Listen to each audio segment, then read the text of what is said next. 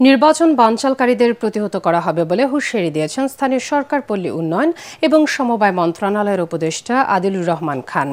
মাদারীপুরের মঠের বাজার এলাকায় জুলাই আন্দোলনে নিহত শহীদ নাইমুর রহমানের কবর জিয়ারত শেষে তিনি সাংবাদিকদের প্রশ্নের উত্তরে এসব কথা বলেন। তিনি বলেন, দেশপ্রেমিক উদ্যোক্তাদের বিনিয়োগ বাড়াতে কাজ করছে অন্তর্বর্তী সরকার। আগামী 12ই ফেব্রুয়ারি ত্রয়োদশ জাতীয় সংসদ নির্বাচনের পর যারাই দায়িত্ব পাবেন তারাই দেশের অর্থনীতি এগিয়ে নেওয়ার জন্য কাজ করে যাবেন। এ সময় স্থানীয় সরকার, পল্লী উন্নয়ন এবং সমবায় মন্ত্রণালয়ের সচিব রেজাউল মাকসুদ জাহিদি, উপদেষ্টার একান্ত সচিব আকন্দ মোহাম্মদ ফয়সাল উদ্দিন, মাদারীপুরের জেলা প্রশাসক জাহাঙ্গীর আলম সহ আরও অনেকে উপস্থিত ছিলেন। ফ্যাসিবাদী শক্তি নির্বাচনে বাধাগ্রস্ত করার জন্য চেষ্টা চালাবে। জনগণ, সরকার পাশে থাকবে। এই নির্বাচন সুষ্ঠুভাবে হবে এবং যারা এই নির্বাচন বানচালের চেষ্টা করবে তাদের প্রতিহত করা হবে।